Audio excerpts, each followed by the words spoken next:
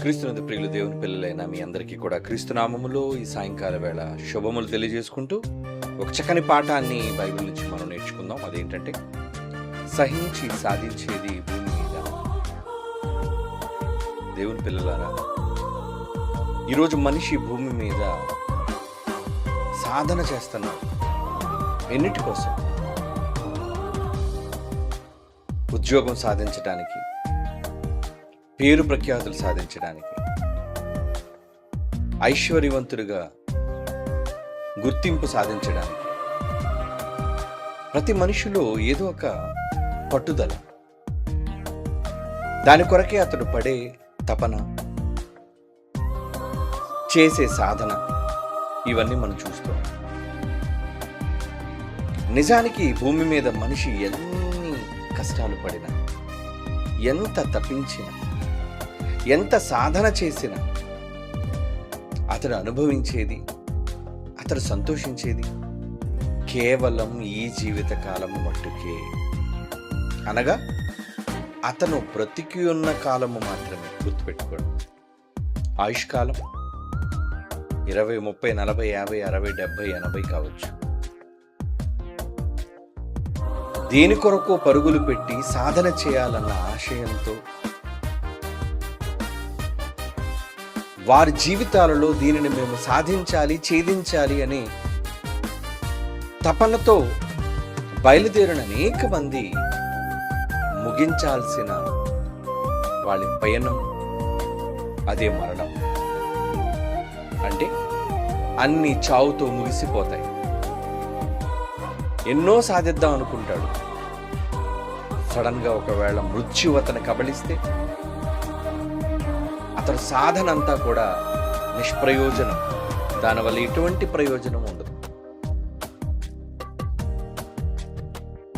ఇలా ప్రతి మనిషి తన జీవితంలో తన మనస్సులో అనుకున్న వాటన్నిటినీ ముగించేది మరణంతోనే. ఇక ఆ మరణమా ఏ ఒక్కరితో చెప్పి రాదు. ఆకస్మిక మరణం, సడన్ డెత్. ఎప్పుడు ఈ దేహంపై మృత్యువు విరుచుకుపడుతుందో మనకు తెలియదు.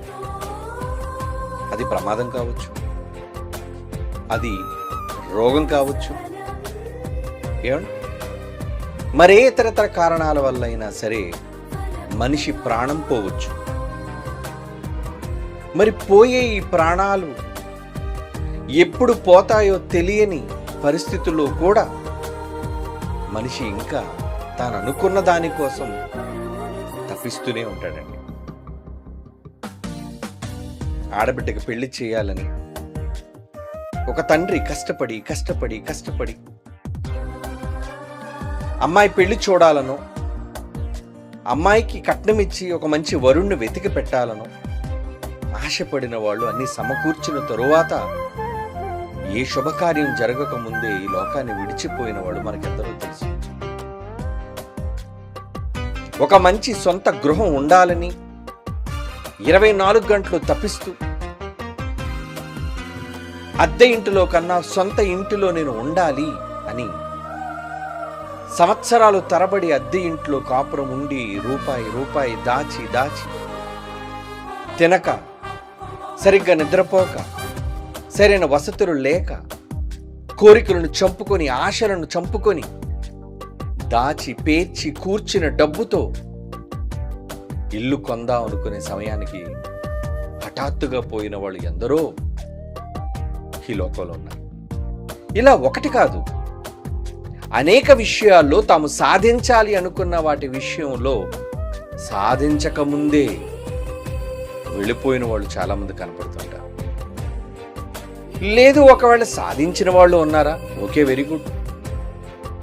అనుకున్నట్టుగా ఇల్లు కొన్నారు, అనుకున్నట్టుగా పెళ్లి చేశారు, అనుకున్నట్లుగా సాధించారు, పేరు వచ్చింది, ధనం వచ్చింది, అధికారం వచ్చింది.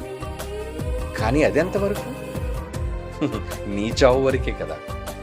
ప్రతిదీ ముడిపడింది నీ చావుతో.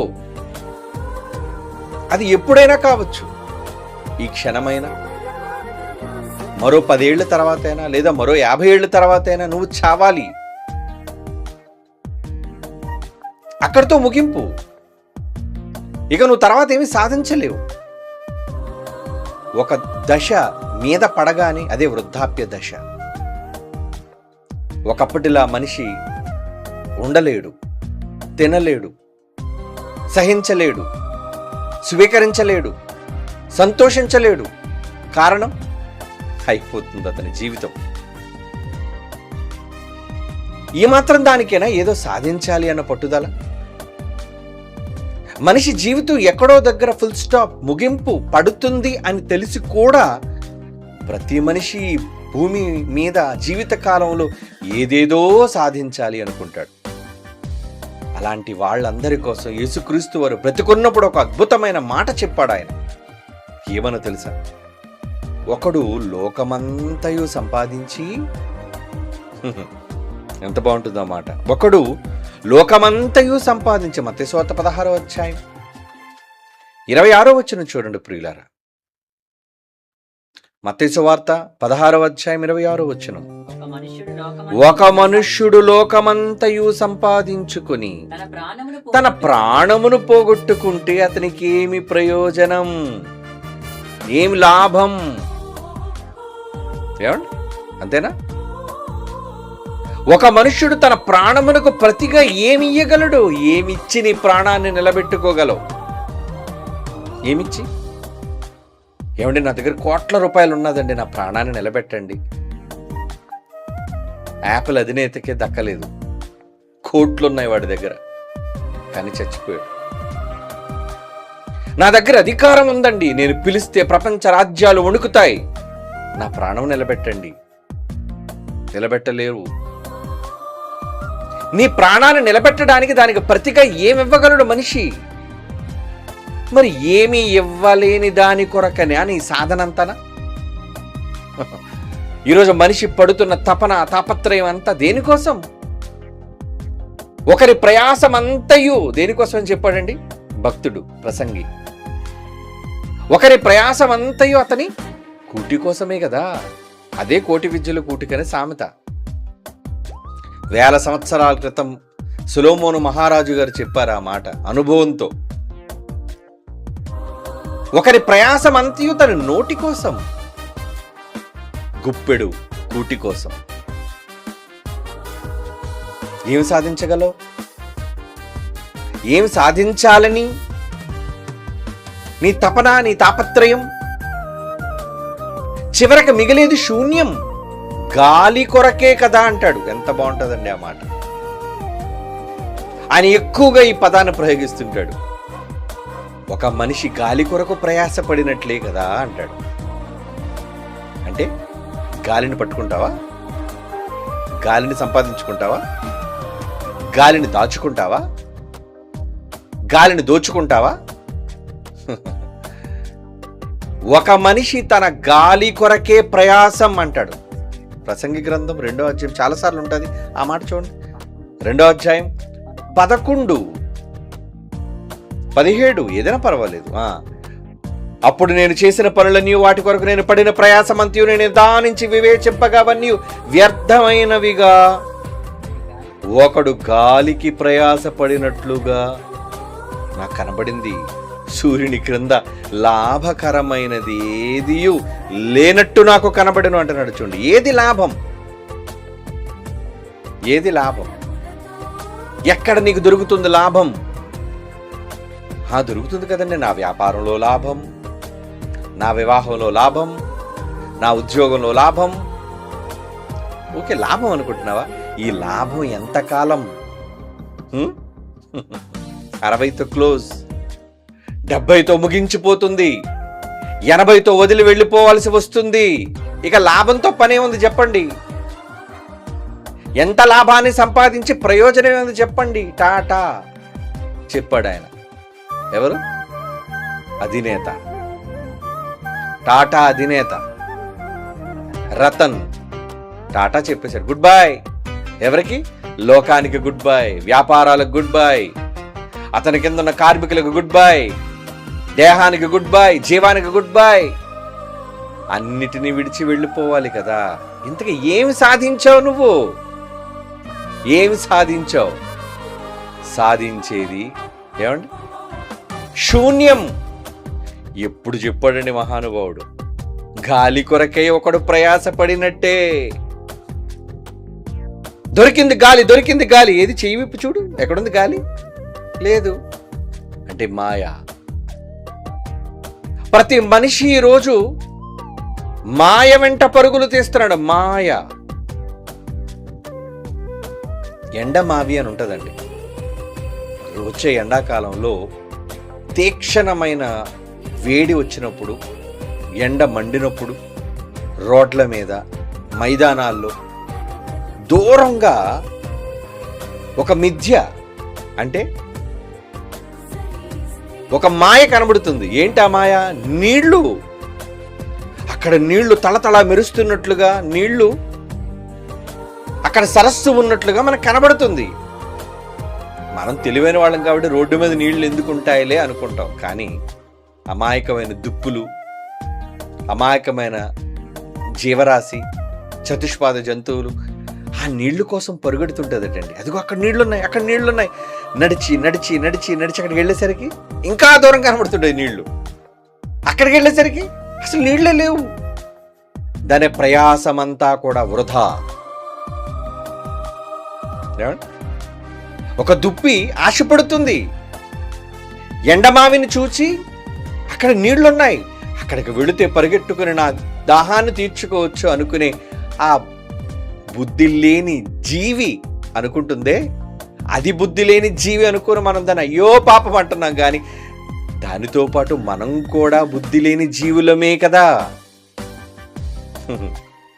అది ప్రయత్నం చేసి విఫలమై చతికిలబడుతుంది. మరి నువ్వు సాధించేసా. ఏం సాధించేశావు? సాధించి చచ్చిపోవాలిగా. ఏది సాధన చేసినా నువ్వు ఈ లోకాన్ని విడిచిపోవాలిగా. 7 అంతస్తుల మేడ అని వరకు అప్పుడు నా చిన్నప్పుడు 7 అంతస్తుల మేడ అంటే గొప్ప. 7 అంతస్తుల మేడున్నా నిన్ను మేడలో ఉంచుతారా? ఏమండి, చచ్చాక మేడలో ఉంచుతారా? అరే శ్మశానం ఎక్కడ ఉంది చూడండి, పార్సల్ చేసేయండి, బాక్స్లో పార్సల్ చేసేయండి చక్కగా. మరి ఇల్లు, అతని ప్రయాసంతో సంపాదించిన ఇల్లు నో. అతని ప్రయాసంతో సంపాదించిన బంగారం, మెడల్లో చైన్లు. అప్పుడు బతుకున్నప్పుడు చూడండి చాలా మంది మగాళ్ళు, ఆడవాళ్ళు దొంతులుగా వేసుకుంటుంటారు. చచ్చిపోయాక ఉంచుతారా? పోన్లేనండి, కష్టపడి బంగారాన్ని సంపాదించుకున్నాడు, మెడలో గొలుసులు వదిలేయండి, చేతి వేళ్లకు ఉంగరాలు విడిచిపెట్టేయండి అంటారా? ఎవరైనా, ఏ మనిషి అయినా అనరండి. ఎందుకు? చచ్చిపోయినడికి ఇంకేమన్నీ ఎందుకండి, బతుకున్న మాకు కావాలి, తీసేయండి అన్ని. అంటే ఆ మనిషికి ఇచ్చే గౌరవం అదేనా? అంటే చివరికి వాడు సంపాదించినది కూడా వాడు దక్కకుండా పోగొట్టుకొని పోతున్నాడు. ఇది జగమెరిగిన సత్యం. ఇది సాధించడానికైనా ఎంత కష్టపడ్డావు? ఇది సాధించడానికి నువ్వు ఎంత ప్రయాసపడ్డావు?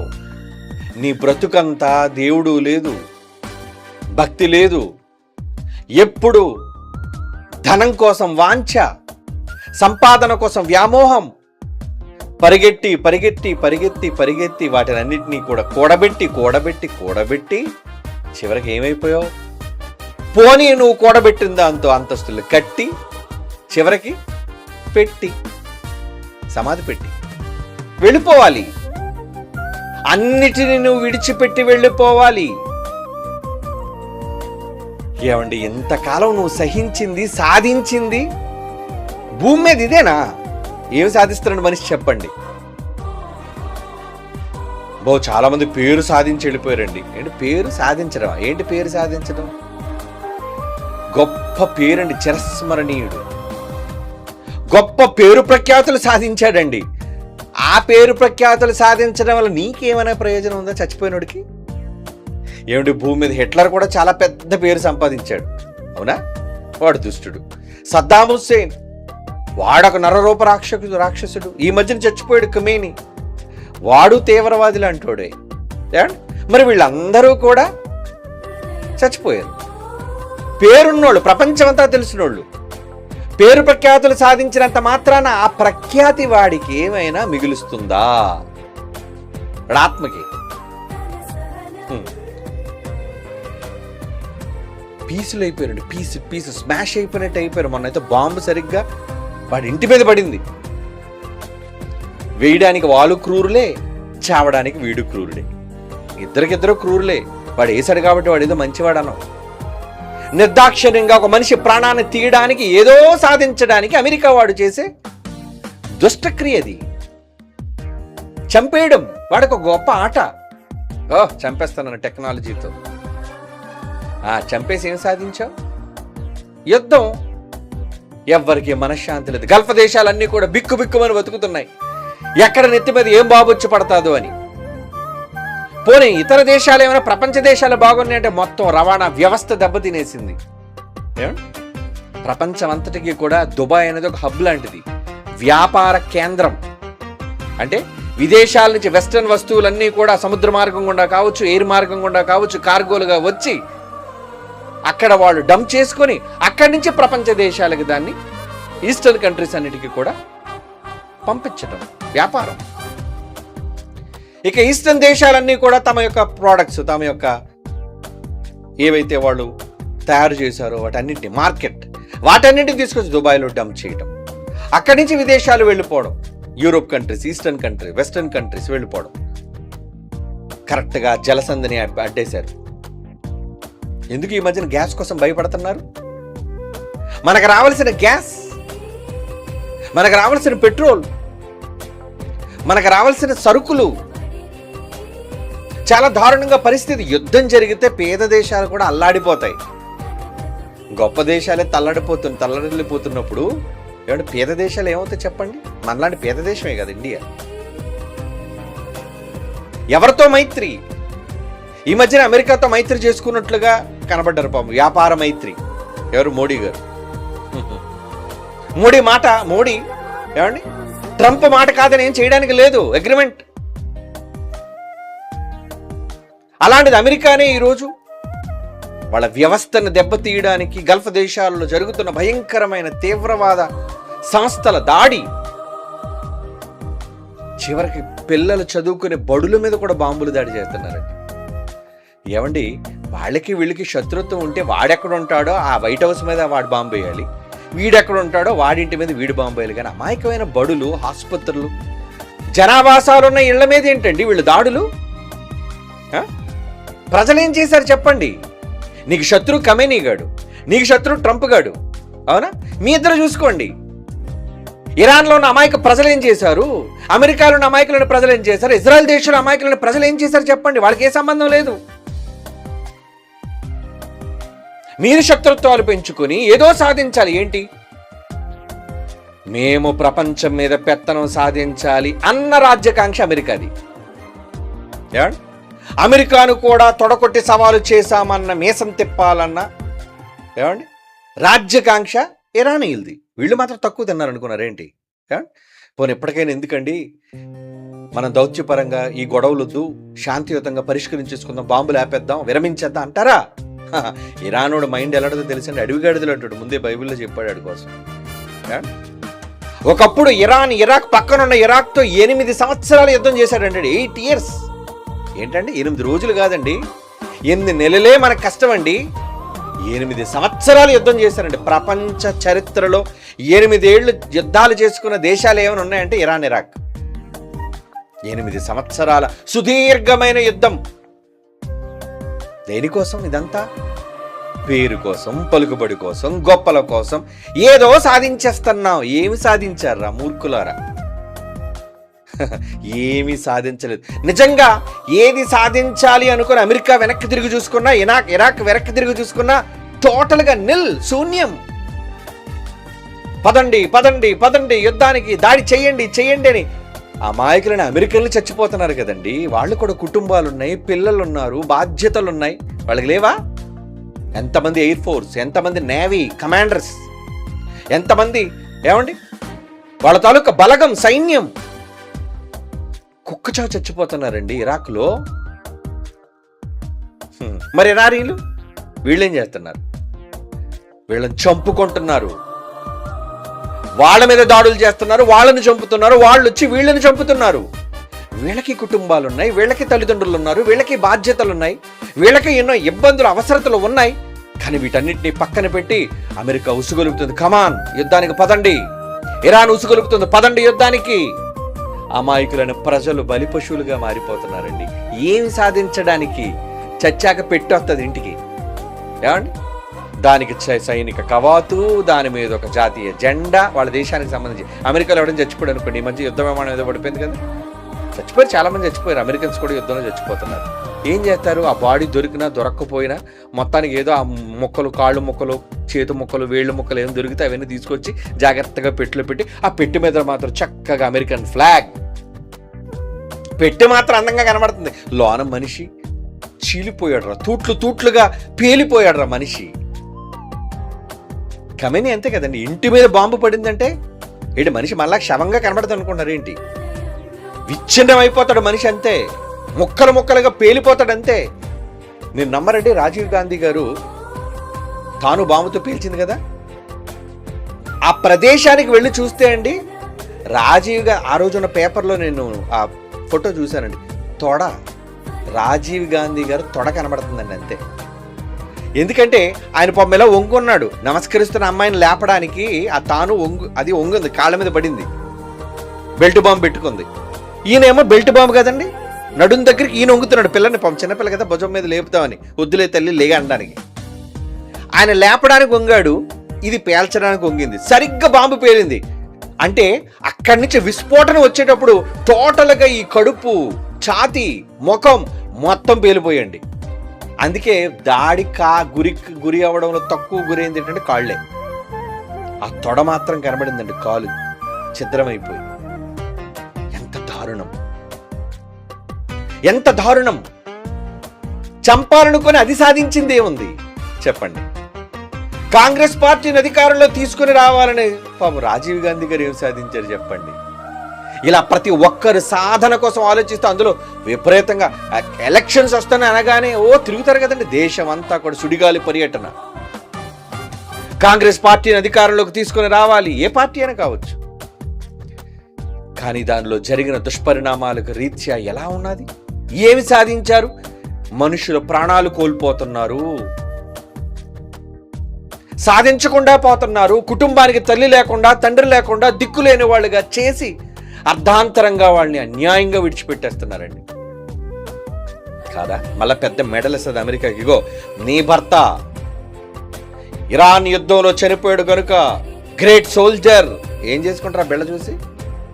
గొప్ప బెళ్ళిస్తే సరిపోద్దా? ఇలా చచ్చిపోయిన ఎన్ని వందల వేల మందికి ప్రతినిత్యం 365 రోజులు వాళ్ళ అవసరతలు తీర్చి ప్రభుత్వాలు కాపాడగలుగుతున్నా చెప్పండి? ఏదో ట్రంప్ ప్రభుత్వం ఉన్నంత వరకు చేస్తారు, అది రేపు పొద్దున ఇంకొక ప్రభుత్వం వచ్చింది అనుకోండి, మేమేమయ్యా అంత ఇవ్వలేకపోతున్నామయ్యా, ఆర్థిక పరిస్థితులు చిదిగిపోయిందా అమెరికా అంటే ఏం చేయగలరు?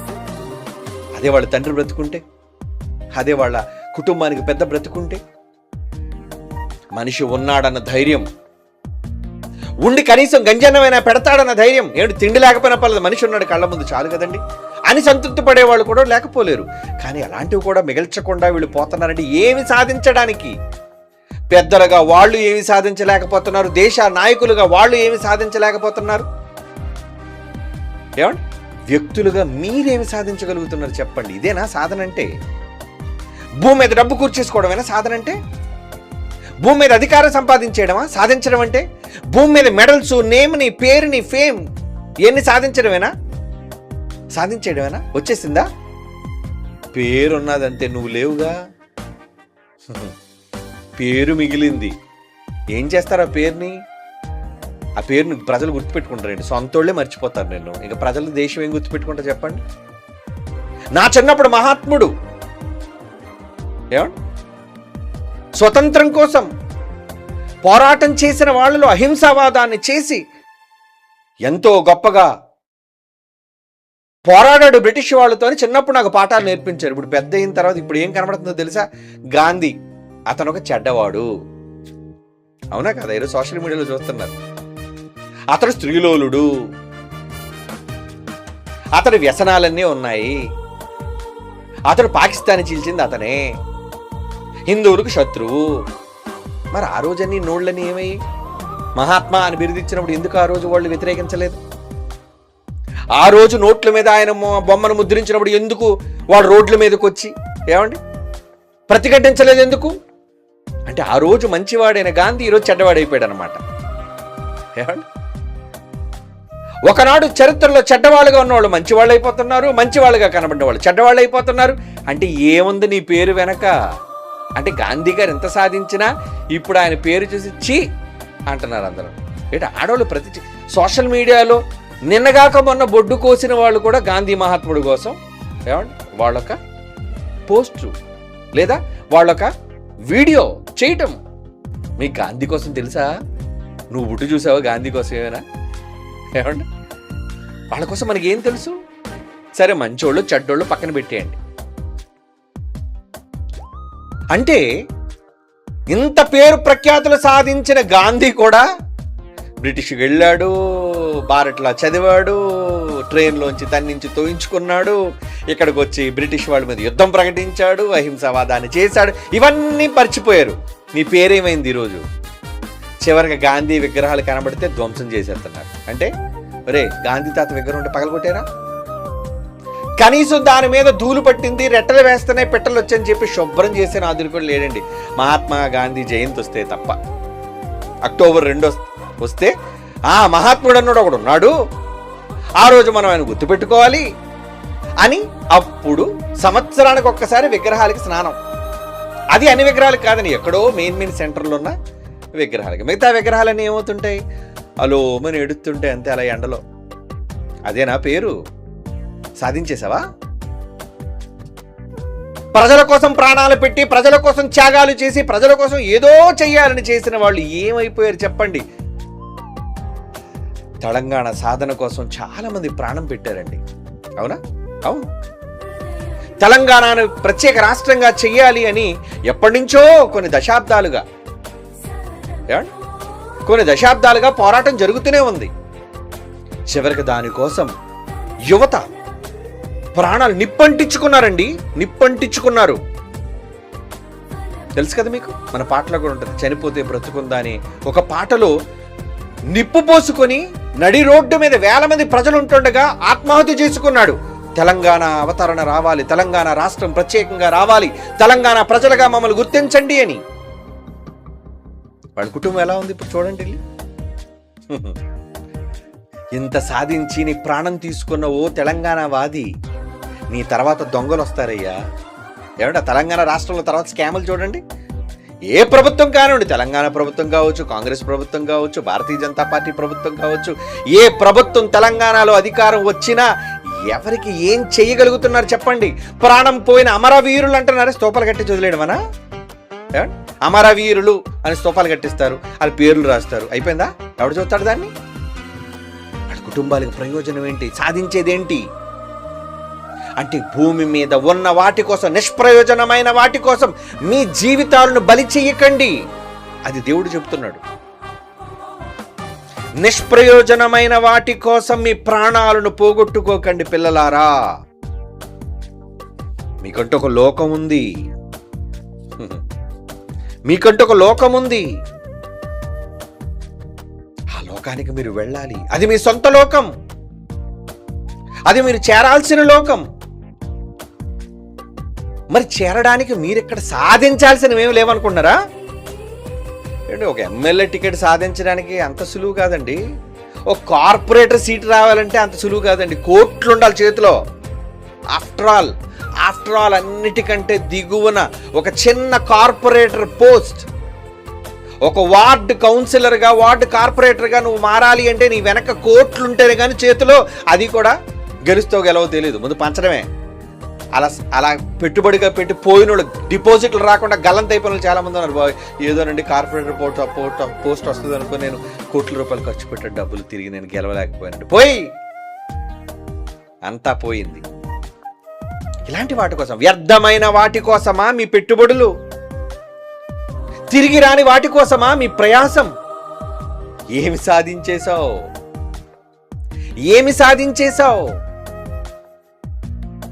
ఎవ్వరు సాధించేది ఏమీ లేదు.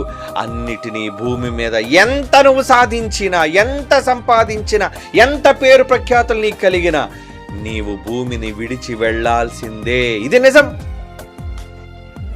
భూమిని విడిచిపెట్టకుండా ఏ నరుడు ఏ మనిషిని ఆపలేడు. ఇంపాసిబుల్. ఎంత విజ్ఞానం వచ్చినా, ఎంత శాస్త్రీయ పరిజ్ఞానంలో పెరిగినా మరి ఈ మాత్రం దానికి ఏమి సాధించాలనుకుంటున్నావు? భూమి మీద కాదు నువ్వు సాధించాల్సింది, నువ్వు సాధకం చేయాల్సింది.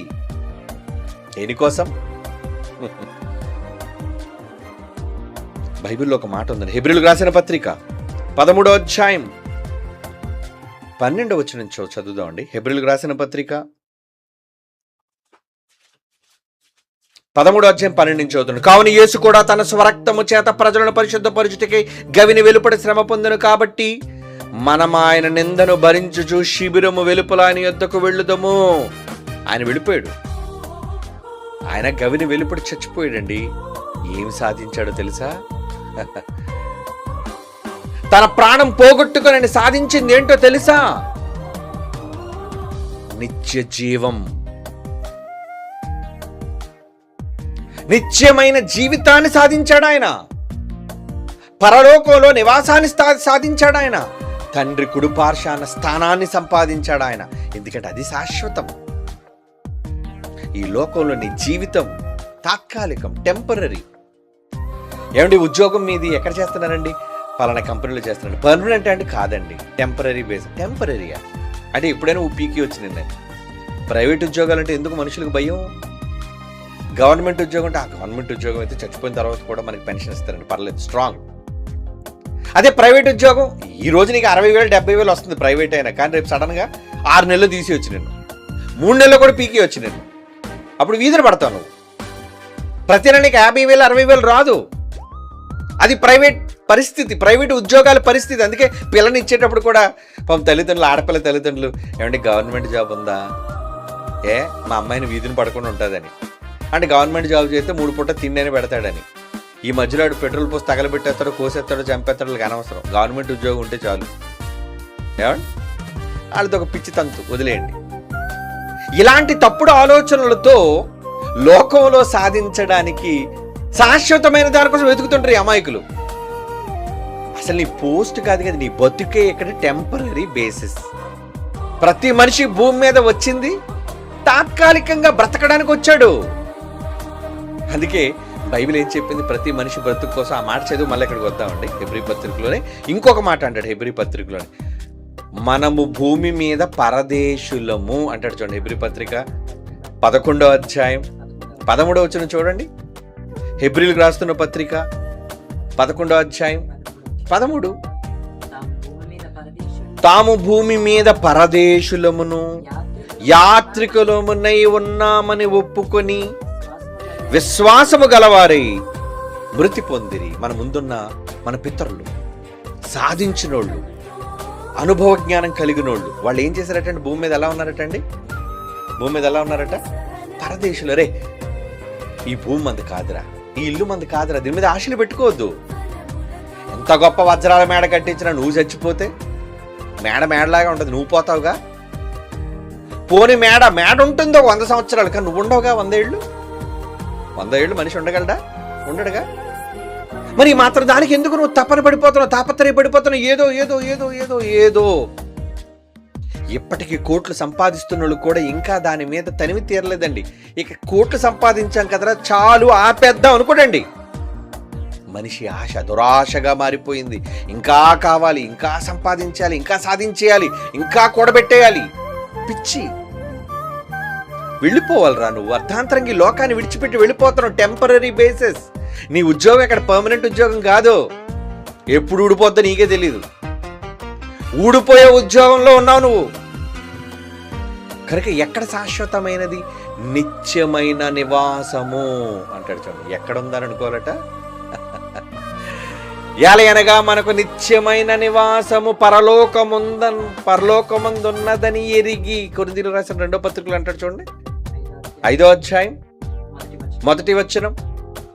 2 కొరింథీ పత్రిక 5వ అధ్యాయం 1వ వచనం. భూమి మీద మన గుడారమైన ఈ దరిద్రమైన శరీరం శిథిలమైపోయినను చేతి పని కాక దేవుని చేత కట్టబడినదియు నిత్యమైనదియు నైన నివాసము పరలోకమందు మనకున్నది. అక్కడుంది పరలోకంలో, అది సాధించు. నేను ఐఏఎస్ సాధించేయాలి, నేను ఐపీఎస్ సాధించేయాలి, నేను డాక్టర్ అయిపోవాలి, నేను ఇంజనీర్ అయిపోవాలి. అయిపోయి ఏం చేస్తావు? అయిపోతావు. లాస్ట్లో అన్నీ అయిపోతావు. డాక్టర్ అయిపోతావు, ఇంజనీర్ అయిపోతావు, లాస్ట్లో నువ్వు అయిపోతావు. అంటే ప్రాణం పోతుంది అని అర్థం. ఈ మాత్రం దానికేనా ఈ గాబరా? ఏమండి, కొంతమంది చూడండి, పిచ్చెక్కిపోయి 24 గంటల పుస్తకాలు పురుగులాగా పుస్తకాలే పట్టుకుంటారండి. ఎంతసేపు చదువుతావు?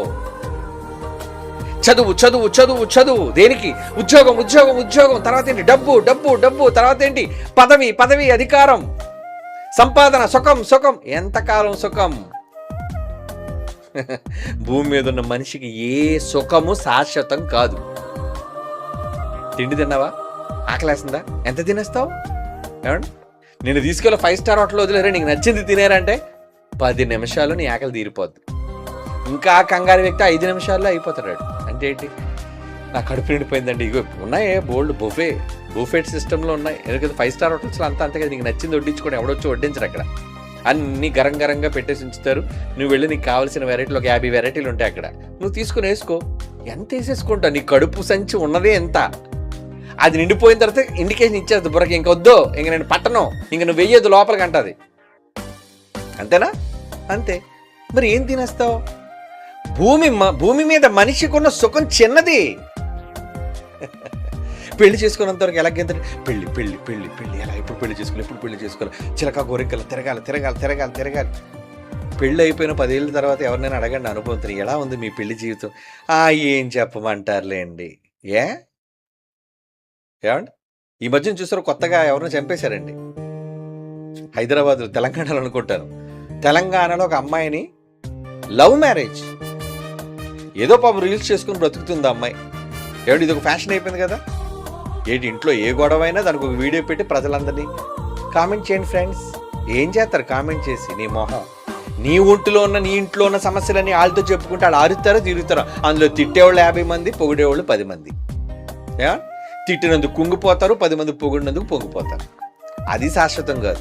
ఏమండి, ఇలాంటివన్నీ రీల్స్ చేసుకోవటం, ఇలాంటివన్నీ ఛానల్ పెట్టుకోవటం, ఏదో డబ్బులు సంపాదించడం కోసం ఏదో చేశారు. మొత్తానికి ఏదో అమ్మాయి బాగున్నట్టు ఉంది కదని ఎవడో చూశాడు.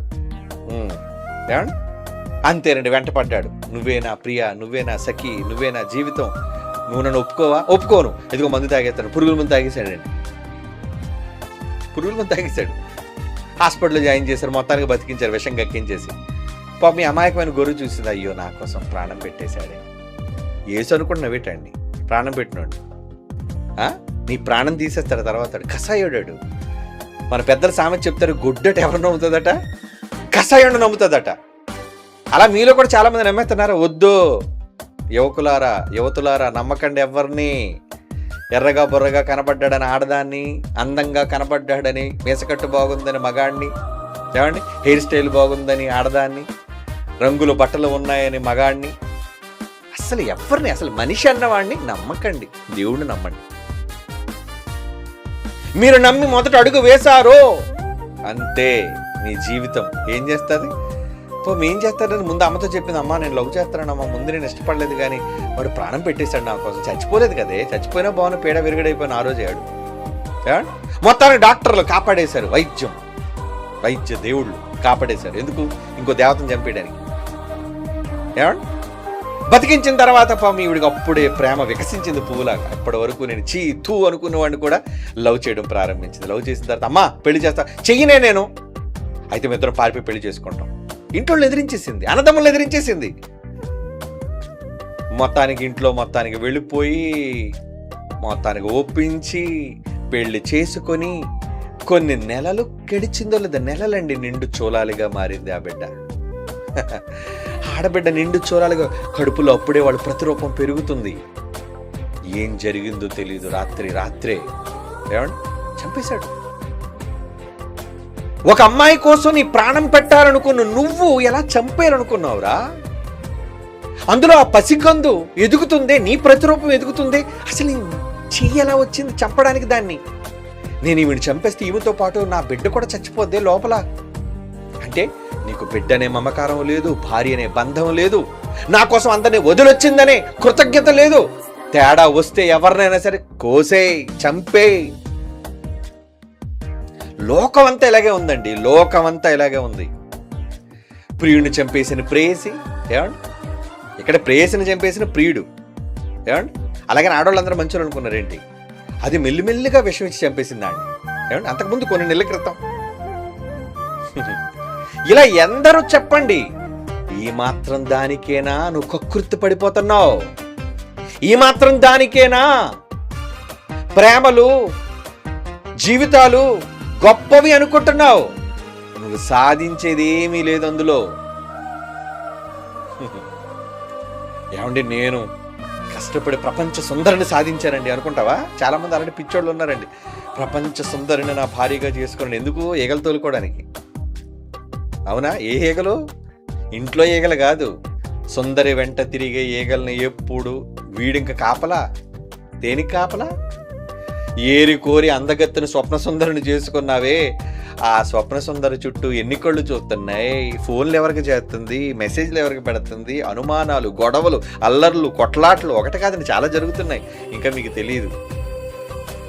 ఏరి కోరి చేసుకుంటే ఇటువంటివే ఉంటాయి. సాధించేసావా? ఆడు అనుకుంటే మామూలు దాన్ని చేసుకున్నా బాగున్నా, అనవసరంగా దీన్ని చేసుకున్నాను ఏంట్రా, దీనికి నేను సేవ చేయవలసి వస్తుంది, దీనికా నేను ఉడికిని చెయ్యాలి, వాచ్మెన్ డ్యూటీ చేయాలా నేను దీనికి? మరి కోరుకున్నావు కదా ప్రపంచ సుందరి కావాలని, చెయ్యి. మనిషి పిచ్చి పట్టిందండి, మనిషికి పిచ్చి పట్టింది. ఈ లోకంలో ఏదో సాధించాలని పిచ్చి. ఉద్యోగం సాధించేయాలి, చదువులు సాధించేయాలి, డబ్బులు సాధించేయాలి, పేరు ప్రఖ్యాతులు సాధించాలి, పదవిని సాధించాలి. పదవి రానంత వరకు వంగి వంగి దండాలు పెట్టి, బాబు బాబు నాయన ఒక్క అవకాశం, ఒక్క ఛాన్స్ ప్లీజ్, సినిమాలోకి వెళ్ళడానికి ఒక ఛాన్సు, సింహాసనం ఎక్కడానికి ఒక్క ఛాన్సు ఇచ్చిన తర్వాత అందరూ చీ అండమే. ఎందుకురా నీకు ఇచ్చాం, ఎందుకమ్మా నీకు ఇచ్చాం, ఇచ్చినందుకు నువ్వేం చేస్తున్నావు? పక్షపాతం, ఏమండి ఏమీలు చెయ్యకపోవటం, నేను ఇలాంటి వాడిని ఎందుకు ఎన్నుకున్నాం మేము అని ప్రజలు, నియోజకవర్గపు ప్రజలు చీకొట్టే నాయకులు లేరా ఈరోజు? ఆడవాళ్ళైనా మగవాళ్ళైనా ఉన్నారు. మరి ఏం సాధించేశాడు వాడు? ప్రజల ప్రేమను సంపాదించలేని వాడు, ప్రజలకు మంచి చెయ్యలేని ఆమె, వీళ్ళ నాయకులు. కానీ వాళ్ళు సాధించేయాలి. సాధించినందుకు ప్రభుత్వం అంతా ఉన్నంత కాలమేనండి వీళ్ళు మెరుగులు, గొప్పలు. ఒక్కసారి ప్రభుత్వాలు పల్టీ కొట్టాయో చూసారు. ఒకప్పుడు జగన్ ప్రభుత్వం ఉన్నంత కాలం, జగన్ ప్రభుత్వం హయాంలో ఉన్న వాళ్ళందరూ బస్తీమే సవాలని తిరిగేవారు. ఆ తర్వాత ప్రభుత్వం మారిపోయింది. వాళ్ళు అనుకున్నారు తర్వాత కూడా జగనే వచ్చేస్తాడు, తిరిగి లేదు సంషేర్ అనుకున్నారు. అంతే, తలక్రిందులైపోయింది. టీడీపీ వాళ్ళు వచ్చారు, ఒక్కొక్కడిని ఏరి ఏరి వెతికి పట్టుకున్నారు. దానికి ఒక పుస్తకం, ఎర్ర పుస్తకం అట, పేరు పెట్టారు. ఎవరిని వేయాలరా నెక్స్ట్ క్యూలోని పెట్టరావాడిని, ఎవడెవడు మాట్లాడి వేసే లోపలాన్ని. ఇప్పుడు వీళ్ళు వేస్తున్నారు సరే, కానీ ఎంతకాలం వీళ్ళు ప్రభుత్వం ఉండదు. వీళ్ళు గొప్పగా చెప్పండి 15 ఏళ్ళు మా ప్రభుత్వం ఉండాలి. ఏమో ఎవరు చూసి వచ్చారు, భవిష్యత్తు ఎవరికి ఎరుక? ప్రభుత్వం మారిపోయింది అనుకోండి, తర్వాత వాళ్ళు ఏమంటారు? ఇంకోటి వచ్చాడు అనుకోండి, ఒరే నువ్వు ఆ రోజు ప్రభుత్వంలో నువ్వు ఎంతగానో ఇబ్బంది పెట్టావు, ఇక నీకు చూపిస్తాను పచ్చ పుస్తకం అంటాడు వీడు. ఇలా ఒకరి కోసం ఒకరు పుస్తకాలు రాసుకొని పగలు పెట్టుకొని, ఇదేనా సాధించటం? ఈ మాత్రం దానికేనా? ఒకప్పుడు గొప్పగా హోదాలో ప్రజల మధ్య తిరిగిన నువ్వు ఈరోజు ప్రజలందరినీ చెప్పులతో కొడుతున్నారు అంటే, చీకొడుతున్నారు అంటే ఏం సాధించావు? సహించి సాధించాల్సింది భూమి మీద ఏది లేదు. భూమి మీద సాధించాల్సింది ఏదో అదే చెప్తున్నాడు హెబ్రీ పత్రిక 13వ అధ్యాయం 14వ వచనం. నిలువరమైన పట్టణము మనకిక్కడ లేదు గాని ఉండబోచున్న దానికోసం ఎదురు చూచుచున్నాము.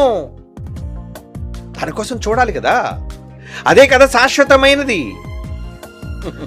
ఏమండి చెప్తున్నాడా? మరి దేనికోసం మీరు ఇప్పుడు ప్రయత్నం చేయాలి చెప్పండి? పౌలు గారట గుర్రాల మీద తిరిగే వ్యక్తి, ఆయన పరిస్థితి ఎలా దిగజారిపోయిందో మీకు తెలుసు. తర్వాత క్రీస్తును నమ్ముకున్న తర్వాత అన్ని కోల్పోయాడు. ఆయన కోల్పోతూ ఆయన ఎంత ధైర్యంగా ఒక మంచి మాట అంటాడండి. ఫిలిప్పీలకు రాసిన పత్రిక 3వ అధ్యాయం 7వ వచనం చూడండి ప్రియులారా.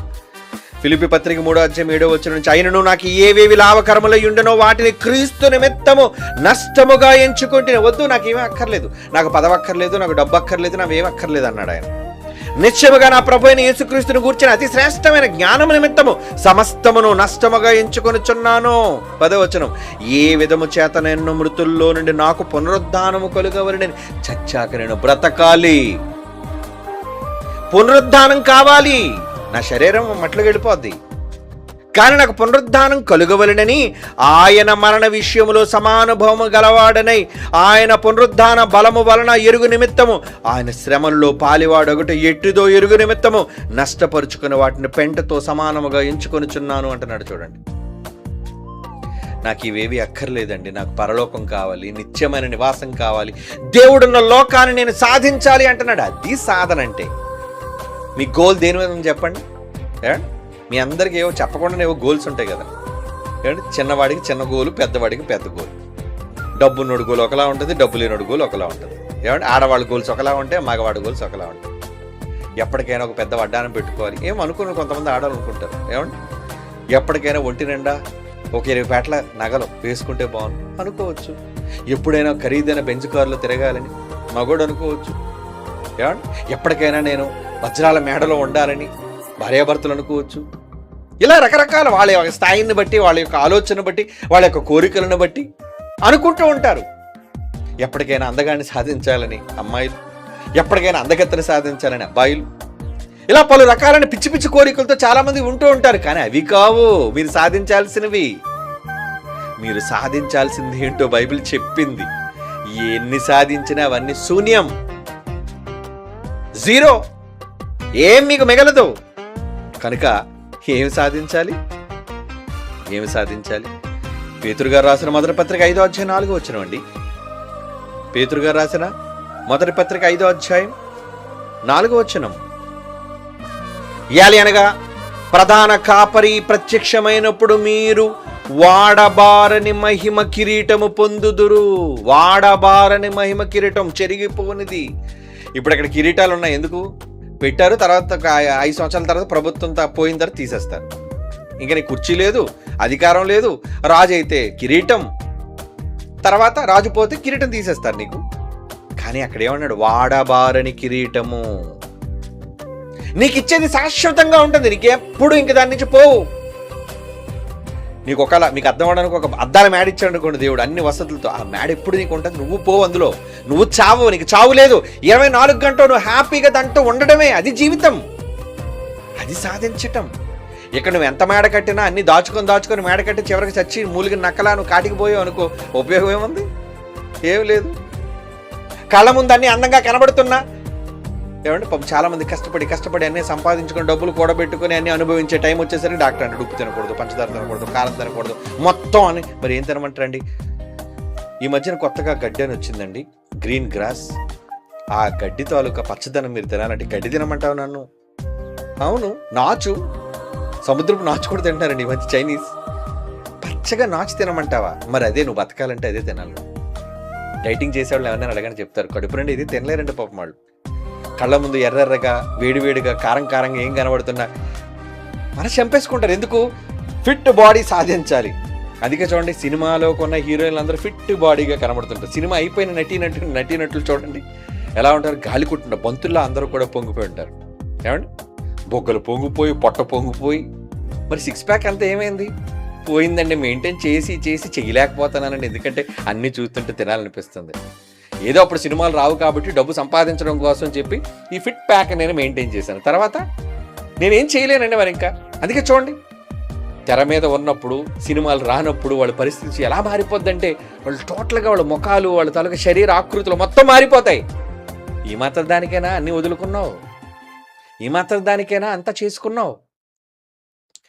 అంటే చివరికి లోకంలో అన్నిటిని విడిచిపెట్టిపోయే శూన్యానికి మొత్తానికి వదిలేసిపోతున్నావు అంతారా.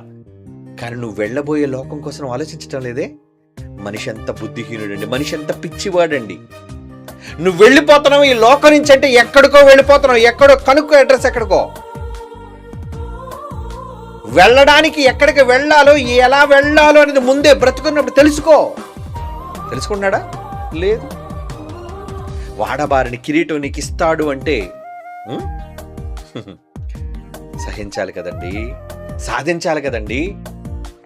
పాపం ఎన్నిటినో భూమి మీదే గొప్పలు, ఉద్యోగాలు, తర్వాత పదవులు సాధించడానికి ఎన్నిటినో వదులుకొని చాలా పాపం ప్రయత్నం చేశారు వాళ్ళు, సహించారు వాళ్ళు. ఎన్నో అవమానాలు సహిస్తారు, ఎన్నో ఇబ్బందులు సహిస్తారు, ఎన్నో కటిక దారిద్ర్యాన్ని అనుభవిస్తారు. కానీ ఒక రోజు వచ్చేసరికి ఒక స్థాయికి వెళతారు. కానీ ఆ స్థాయి ఎల్లకాలం ఉండదే, పోతుందే. నువ్వు చచ్చిపోతావే, ఈ లోకాన్ని విడిచిపెట్టి వెళ్ళిపోతావే. దీనికేనా సాధన చేసింది అంతానా? విడిచిపెట్టే దానికోసం సాధన కాకుండా ఎల్లప్పుడూ శాశ్వత కాలం నీతో ఉండేదానికోసం చెయ్యి సాధన. అదేంటో కాదండి, పరలోకం. అందుకే మత్తయి సువార్త 24, 13, 14 ఒక మాట అంటున్నాడండి. ఏమంటున్నాడు తెలుసా? అంతము వరకు సహించిన వాడే రక్షింపబడును. అంతము వరకు సహించిన వాడికి రక్షణ. సహిస్తారా మరి? ఏమండి, సహించాలి, భరించాలి. దానికోసం, దేవుని కోసం అవమానాలు. యేసుప్రభు ఎన్ని భరించాడండి, ఎంత సిలువను ఓర్చాడండి. ఇవన్నీ ఎందుకు భరించాడు? ఎప్పుడెవరు మీరు విన్న మాటలు, యేసుప్రభు అంత భయంకరమైన సిలువ వేదన ఆయన అనుభవించడానికి కారణం, ఎంత అనుభవిస్తేనే కానీ ఆ స్థాయికి ఆయన వెళ్ళలేదు. ఆయన మీకు మాదిరి చూపించాడు. నేను ఇన్ని కష్టాలు అనుభవించి ఈ స్థాయికి వస్తే మీరు నన్ను చూసి ఎన్ని కష్టాలు అనుభవించి నా స్థాయికి మీరు రావాలి చెప్పండి. నన్ను మాదిరిగా పెట్టుకోండి అన్నాడు యేసుక్రీస్తు వారు. కనుక సహించి సాధించేది భూమి మీద అన్ని విడిచిపెట్టేస్తున్నారు. భూమి మీద సాధించి భూమి మీద వదిలేసి అన్నిటినీ విడిచిపెట్టి ఒంటరిగా పోతున్నాడు మనిషి. ఎంత తప్పు చేస్తున్నావయ్యా! ఎక్కడ నువ్వు సాధించాలో, దేని కొరకు నువ్వు సాధించాలో, ఎక్కడ నువ్వు స్థిరంగా ఉంటావో ఆలోచనే లేకుండా ఎంత మాయలో మనిషి బ్రతుకుతున్నాడు. ప్రపంచ కోట్ల మనుష్యులందరూ ఇదే విధానాన్ని అవలంబిస్తున్నారండి. మీరు అలా ఉండకండి. దేవుడు మీకు జ్ఞానాన్ని తెలియజేశాడు, ఈ గ్రంథంలో రాయించాడు. ఏమండి, ఎవరి కోసం ప్రాణాలు పోగొట్టుకోవడం కాదు, నా కోసం, సువార్త కోసం, సిలువ కోసం ప్రాణాలు పోగొట్టుకో. చివరిగా మాట చదువుకుందాం. మార్కు సువార్తలు అంటాడు చూడండి, ఎక్కడ సువార్త నిమిత్తము తన ప్రాణమును పోగొట్టుకుంటే 10వ అధ్యాయమా? మార్కు సువార్త 10వ అధ్యాయం 29 చూడండి. మార్కు సువార్త 10వ అధ్యాయం 29. అందుకు యేసు ఇట్లా, నేను నా నిమిత్తం, సువార్త ప్రకటన నిమిత్తం, దేవుని పని నిమిత్తం ఇంటిని, అన్నదమ్ములను, అక్క చెల్లెండ్రను, తల్లిదండ్రులను, పిల్లలు, భూములు, ఆస్తులు విడిచినవాడు ఇప్పుడు ఇహమందు హింసలతో ఉన్నా 100 నీకు వస్తుంది. ఇక్కడ కూడా 100 times. ఏమంటే నిజంగా సేవ కోసం మీరు ఎన్ని త్యాగాలు చేస్తున్నారండి? ఒక పాట రావడం కోసం ఎన్ని త్యాగాలు, ఒక నిర్మాణం జరగడం కోసం ఎన్ని త్యాగాలు, సెమినార్ జరగడం కోసం ఎన్ని త్యాగాలు, సహాయం అందించడం కోసం ఎన్ని త్యాగాలు చేస్తున్నారు. ఎస్, అది కష్టంతో చేస్తున్నారు, మీరు ఇబ్బందుల్లో చేస్తున్నారు మీరు. అయినా ఇక్కడ 100 రెట్లును, ఇహమందు 100 రెట్లును, పరలోకమందు నిత్య జీవము పొందకపోడని నిశ్చయముగా మీతో చెప్పుచున్నాను అన్నాడు. చూడండి, వస్తుంది నిత్య జీవం. అది సాధించండి. ఏ కష్టమైన దానికోసం భరించండి. ఏ కష్టమైన భూమి మీద దానికోసం భరించి ఇక్కడ విడిచిపెట్టి వెళ్ళిపోకండి. ఏదైనా సాధించాలి అనుకుంటే భూమి మీద వదిలేసే దానికోసం సాధించకండి. పరలోకంలో సంపాదించుకునే దానికోసం సాధించి భూమిని విడిచిపెట్టి వెళ్ళండి. God bless you. కళ్ళు మూసుకోండి, ప్రార్థన చేసుకుందాం. పరిశుద్ధుడైన తండ్రి దేవా, నిలువరమైన నివాసం మాకెక్కడ లేదు. మీరున్న లోకమే మా లోకం. ఈ జ్ఞానాన్ని ఎరిగిన మనుష్యులు కొద్ది మందిగా ఉన్నారు నాయన. మేము లోకపు పోకడలో, లోకపు మర్యాదలో మేము చిక్కుకొని పోకుండా మిమ్ములనే మేము ధ్యేయంగా పెట్టుకుని మీ వద్దకు చేరటమే లక్ష్యంగా పెట్టుకొని మీ కొరకు భూమి మీద ఏదైనా సాధించగలిగే సమర్థత, జ్ఞానం అత్యంత అల్పులమైన మాకు అనుగ్రహించి నడిపించి బలపరచవలసిందిగా వేడుకొనుచు క్రీస్తు యేసు వారి పరిశుద్ధమైన నామములో ఈ ప్రార్థన వేడుకొనుచున్నాము తండ్రి. ఆమేన్.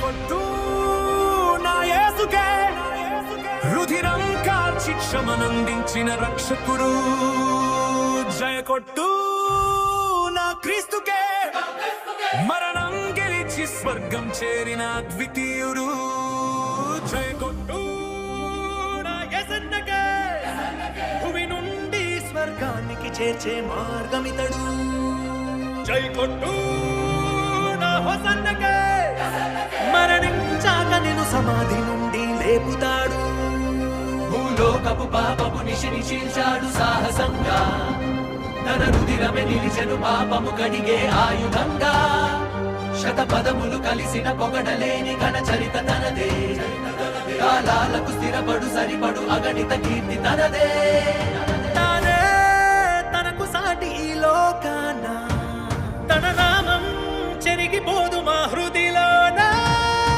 జై కొట్టు నా యేసుకే జై కొట్టు నా యేసుకే